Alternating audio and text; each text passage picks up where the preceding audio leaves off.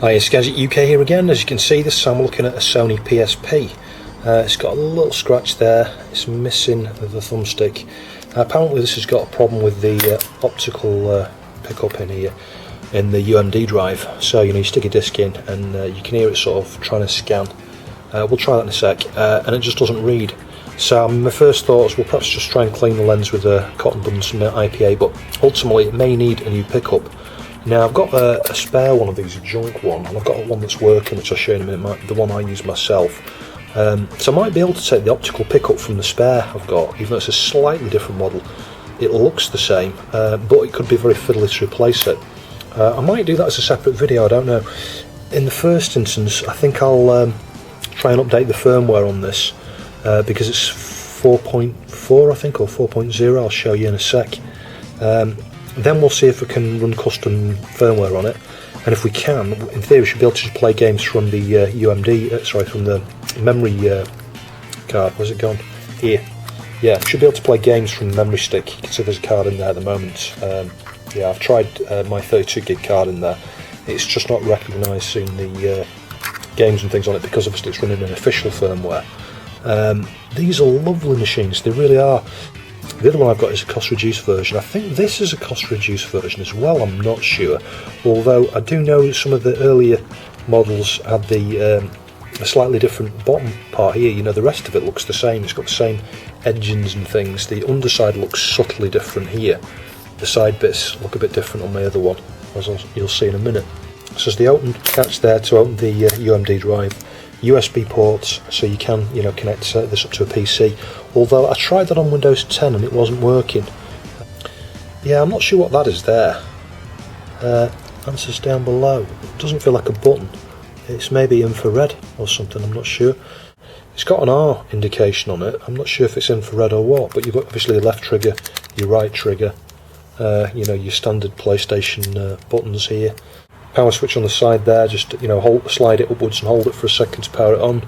Little DC jack down here for your 5 volts input, and I think this is for the Wi-Fi here, so you can enable Wi-Fi.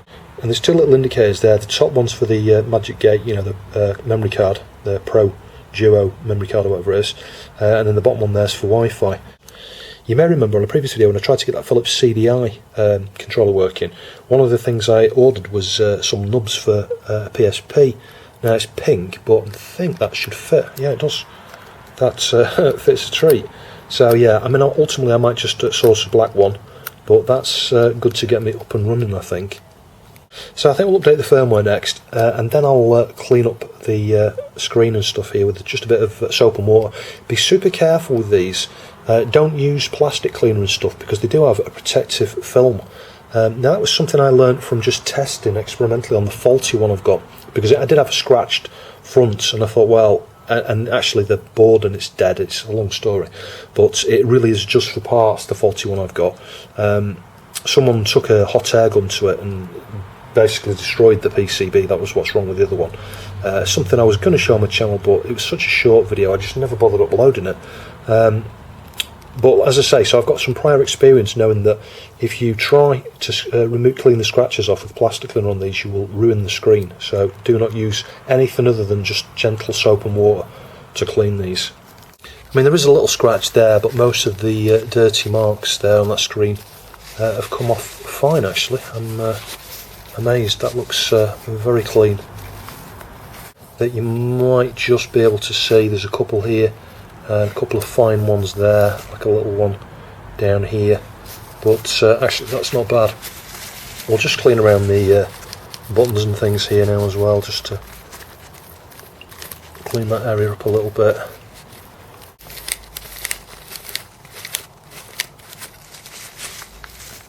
And we'll give the underneath a bit of a gentle wipe as well. Doesn't need much because it is pretty clean, to be fair. So I'll just leave that there a sec, that's looking super clean.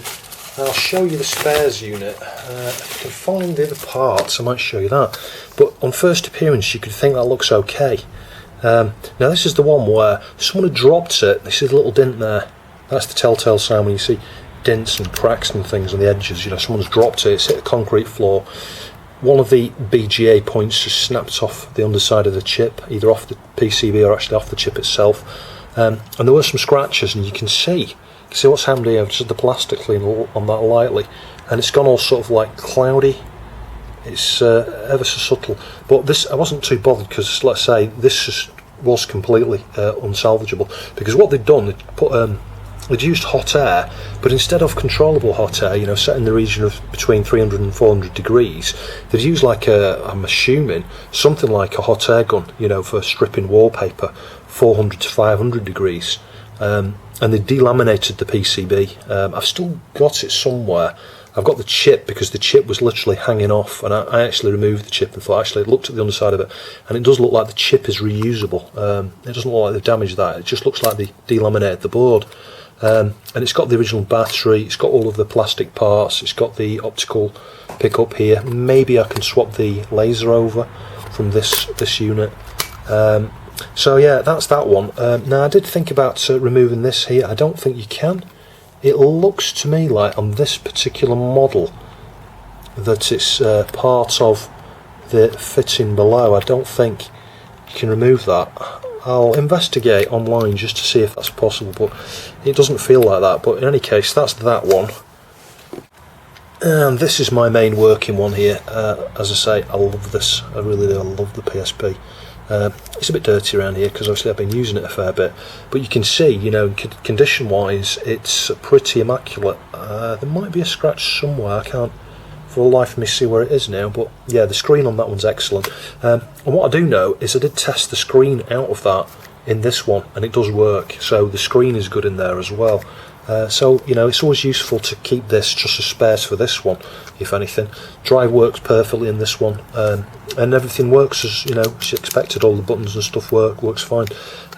This particular model doesn't have the Wi-Fi. You know, I mentioned this one here has got a little indicator for the Wi-Fi. This was a cost-reduced later version, I think. Yeah, it was, and doesn't have Wi-Fi. But, I mean, I've never wanted to use it, but it's just useful now that I've got one with Wi-Fi. Now, the other thing that's interesting with the PSP, some of them support video out. I'm not sure either of these do, actually. I think the model prior to this one probably would have done, because I think there was a dedicated connector, and I don't see it. I mean, you've got the headphone thing there. Let's just have a look at this one. Yeah, you see they changed it, so maybe that one does support video. You can see on this one here, you've just got a 3.5mm stereo audio out jack. That's it. So the one thing this unit here does have different, it has this 6-pin connector here, so maybe it outputs composite via a connector there. You know, you could have audio and video, maybe even RGB, because there is 6 pins in there. I don't know, I would need to research that. I'll report back in a minute, but in any case you can see them there now. So yeah, it's working, but obviously we need to sort the optical drive out. So I downloaded the 6.6 firmware. I'll show you, this is on version 4 at the moment. If we just switch it back on, bear in mind I'm using the pink knob, it'll be alright for now. As you can see there, version 4.01.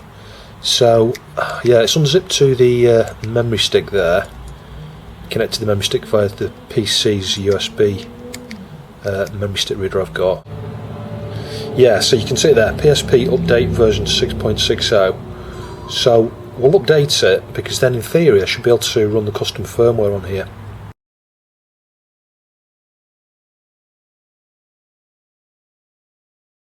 So we'll just connect that up there and wait for that to complete.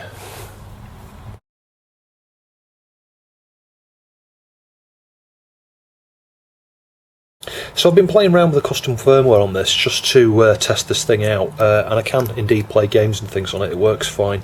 The sound's right down at the moment. Let's just turn the sound up. You can hear we've got sound, the display looks fine. If we go to the memory stick, I've got a few PlayStation games on there and a few PSP games. As you can see, it's working great. We'll just start Outrun. Let's just turn that down a little bit, but as you can see, that's working fine actually. X continue. Interesting in this game, if you try this on a large memory card, like I had a 64 gig card in there, it won't save. And I think it must be a bug in the code. They've obviously written something there to check the size of the memory card, see how much space is free, and if it's over a certain size, something's overflowing. A bit loud that, just turn it down a bit. But yeah, as you can see, it's absolutely sweet. Fantastic displays on these. I love the PSP. They're really well made. Fantastic. And if I open the drive here, you can see it's spinning there. So that shows us that the main spindle there is not the issue. The next thing to do is a cotton bud with a bit of IPA on the end. And can you see just about there? Can you see the laser? It's hard for me to do this and film it. And we want to just touch the top of the laser lens very gently with the cotton bud in a sort of circular motion. You don't want to press on it too hard, and use the dry end just to do the same thing, just absorb any of the IPA off there. Leave it for about 30 seconds and then try it again. But yeah, I already know that's not the problem. I tried cleaning it, that was the first thing I did. But what I wanted to show you is if we eject this, doing some experimentation can lead to some clues as to what the cause is. So for example, you could just gently move the carriage there. You can feel there's a bit of resistance, but and then shut it and see whether it, stick a disc in, see whether it's moved or not. And it hasn't. That is not moving at all. And I think that is actually the problem. I think the fact the carriage can't move up and down is the issue. So the other thing you could do, and I'm going to try to do this without looking at it because I will blind myself. You don't want to do this with your own eyes. I'm looking through the LCD while I do this. Now if I hold down, can you see my left finger here? There's a little switch. If I hold it down, can you see the laser? And I don't know how well you're going to be able to see this. I'll see if I can get the angle a bit better. See it bobbing up and down? So I would suggest the laser is actually fine. And when there's a disc in there, you get a different sound. You can hear it bobbing up and down, and then something else sounds like it's there's a motor running, but it sort of starts, stops, but the spinning's continuous. And I know that because if you try and eject a disc after it's been trying to read the disc, it's still spinning, just a little bit. So the main spindle there's working fine. I suspect the head is not moving, the optical carriage itself is not moving up and down on that rail down there. So you never know, we could have looked out, there might be something broken in there, it could be connectors come off, but it could also be something wrong with the motor or the mechanism where maybe the motor's working but maybe it's not able to make the thing go up and down. I'm not sure. It could even be a mechanical issue in terms of maybe something's had a knock or some pressure. Maybe we've got something bent out of there or something misaligned. But in the meantime, I've ordered a complete new optical pickup carriage for this. It's the whole thing, inside this cage here. Comes with the cage and everything. So we could swap it out that way. I'm not looking forward to taking this to pieces. It does need taking to pieces, really, though, just to clean it, if anything. Because can you see around the D-pad here, there's loads of dirt on the inside there underneath. But the risk you run is obviously the connectors are very, very thin there for the little, the flex ribbons and things for the pad and the screen and various other things. So yeah, you've got to be super careful when you take this to pieces. I think what I might do is I've got some rubber gloves designed for this sort of thing, disposable ones.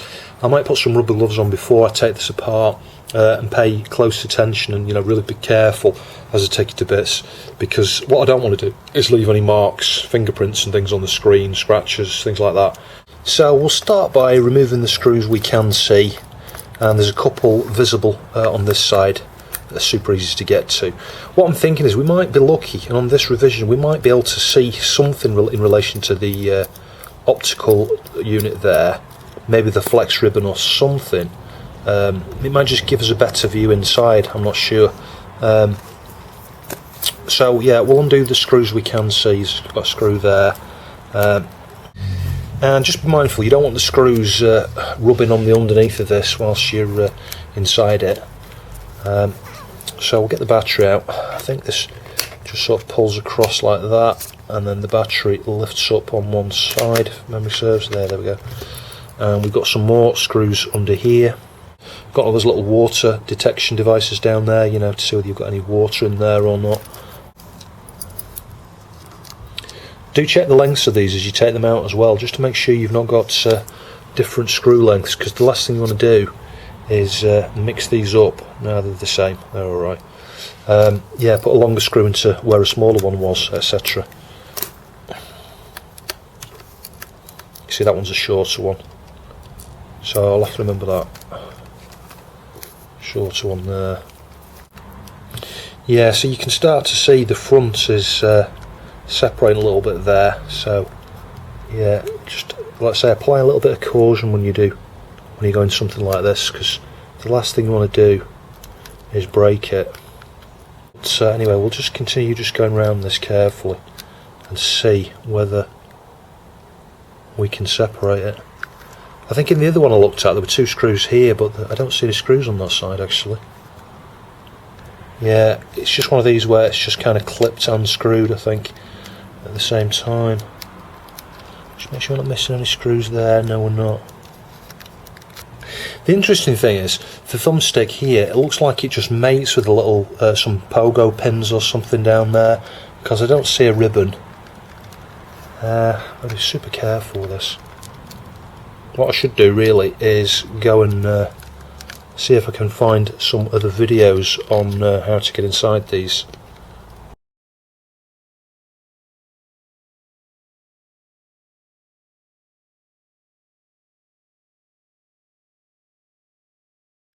Oh yes, didn't even need to take it to pieces. Part way through there I reassembled it and I thought, well actually, let's just think about the logistics here, what we're actually seeing. Let me switch it back off, hang on. I'll show you what I did. So we know the focus was bobbing up and down, we know it's spinning. The only thing we didn't see is any movement on the carriage. So I got my iPhone on torch here and I had a really good inspection there, couldn't see anything. I moved the carriage up and down a few times and it just sounded like it was going, you know, bouncing across the strips there on that worm bar, you know, which is what you'd expect. But sometimes if you do it really slowly it will actually rotate the bar. That wasn't happening. So I kept at it, you know, trying to rotate the bar there, you know, putting this flat blade screwdriver on there and pulling like this, you know, towards me and down and upwards like that to get it to rotate. And I was getting nothing, so I thought, right, sod it, I'll stick the screwdriver into it and I'll try and push it left. And I pushed it left and the whole bar moves a little bit. So I jiggled it up and down a few times and then thought, I bet that's freed it. And I put the disc in, and as you will see, switch it on, it just works. So nasty fingerprints to clean off there, but I'm glad I didn't continue stripping it down. I've got a spare drive coming on the way, but that's all that's wrong with it. I've totally lucked out on this one. You can see there UMD already, it's picked it up. Fantastic. So what I think I'll do moving forward is just get a cotton bud with a little bit of that Mollycott and lubricate the rail there. Just get a little bit on it, slide the you know, manually move the head to the side. I'll show you in a sec, and we'll just lubricate that rail, because that's all that's happened. It's seized up, you know, the motor there has not been able to move the carriage across. But yeah, as you can see, working fine. Fantastic, not bad for 15 quid. In fact, it wasn't even that, it was £12 with some shippage. So we'll just get a wee bit of Mollycott onto this, and it's going to be super hard to apply this, but we'll give it a go. And you're going to be able to see not very much here because this is super hard to do and film. And what I don't want to do is get it on the laser. In fact, let's just move the laser to the side, just carefully on the metallic side there. Yeah, that's as far left as it'll go. And there's a ribbon there, and there's a ribbon there as well. So I don't want to get it on the ribbon if I can avoid it. Push it right to the back, and there we go. A little bit. That should do it. In fact, I'm going to use the dry end just to get that bit off the chassis there, because I don't want that to cause any issues. And I'll show you. Can you just see that little blob that I've put on there? So all we need to do now is carefully move the pickup that way, like that, and that way a few times. And obviously, if I switch it on, in fact, let's rotate to the left. we switch it on with the disc in. I can see the bar rotate now, that wasn't happening before. So let's give it the Sigourney Weaver treatment here, if we can get the disc out. I think this is about £3, this movie, Aliens. So get it in the right way, that helps. Switch it on. So what I'm going to do is start the movie, if I can. Is it going to detect it? Yeah, there we go. Thank goodness. Every time I put a UMD in now, I'm panicking, thinking it's not going to detect it again. So we'll, yeah, start this playing. Yeah, skip the piracy ads. How do you get out of this to get to the menu? Don't tell me you've got to watch the blooming thing. Oh, you can press the right button to skip. Forbidden to copy, yep, okay. Am I copying this technically? Perhaps I'm just a little bit off. Yeah, it's for the purposes of education, so skip. I think we'll just use, we might just be able to use the RB button actually to skip the sections, I'm not sure. No, we can't, we've got to wait for the menu.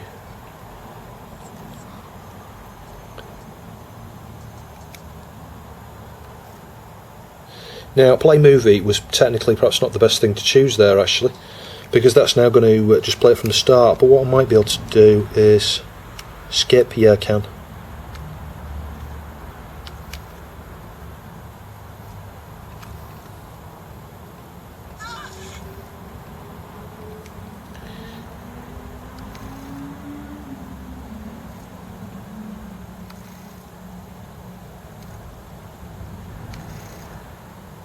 And all we're doing here is just getting the laser moving.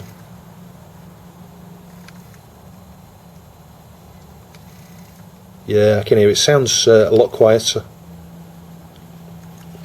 Yeah, this is going to solve it, I'm sure. You can see my ugly mug in there. I don't know what's scarier, the alien or me. So, since the replacement carriage has arrived, I'll show you. And I'll see if I can show you exactly what I actually did. You know, in a bit more visible way. So yeah, I mean, it's super small. You can imagine the problems I would have had trying to swap out the laser from another unit, but you know, it's feasible. You could remove some of the little screws and things here, I think, and probably just about get away with it. Yeah, so the switch to enable the laser is somewhere like here. You know, you've got to put your finger in and push a little thing down here. That must be on the motherboard itself. The rest of the unit looks identical here. It's got the same. The rest of the unit looks identical. It's got the same little latch here that when you push it, it locks there, and then when you eject it, it springs back up again. I probably shouldn't have done that, but anyway, it seems all right. Yeah, so you could see that just putting a screwdriver on the side here, you could just push it. Now in that case, I'm not sure whether that was moving. In my case, it was like it was bouncing up and down over these things here. And all I did is put a screwdriver on there, and can you see that? Just look super close, just watch. Can you see the whole thing moves? That's all I did, and that freed it up. So I'm guessing, yeah, you can hardly see that. That's moving so slowly there. It seriously is. So I'm not quite sure what happened. I'm guessing moving this here like that. Yeah, can you see? Can you see the gear here? Just watch. That's what's happened. I've moved it that way by forcing it, just giving it a little wobble like that. It's moved this, which has freed it up. So you could argue that perhaps the thing that might have been the cause of the issue is the actual motor here. Is that a motor? Yeah, I think it is. It's super small, so you know, a tiny bit of lubricant on you know, there might have helped with that. But then afterwards, all I've done is put some Molycot on this bar, and as I sort of described, you saw me stick it up here, and then obviously you know, I used the seek on a video disc there, you know, video UMD, to go up and down the disc, and then I moved it up this end, and I put some Molycot here and did the same thing to try and get some up here onto around this gear. But ultimately, that was all that was wrong with it. And while we're here, I think that's the ESD protection blob, so you'd need to remove that super carefully, before you install a replacement unit like this. But I'm glad I didn't have to go to that extreme, because there was quite a lot of work to tear it down as far as I could see. I had a quick look online and it looked pretty scary actually, how low level you've got to disassemble it, you know, removing the screen and everything. I really didn't want to remove the screen. As I said earlier, if I had to do that, I would have got the rubber gloves on. I was at the point where when the lid was just about to come off, I thought, I really need the rubber gloves on, because otherwise I'm going to mark the screen in some way. Just get a fingerprint or something, or some dust, and you'll be annoyed forever. So all cleaned up. I cleaned up the carry case as well. Is that the original thing that would have gone with that? I think it may well be. It could be an aftermarket one. But in any case, it was nice to get a carry case for it. And as you can see, it's detecting the disc first time, every time. Played with this for a number of hours and it's working sweet. Don't directly look at the laser. Try and use a camcorder to view this while you hold that switch down.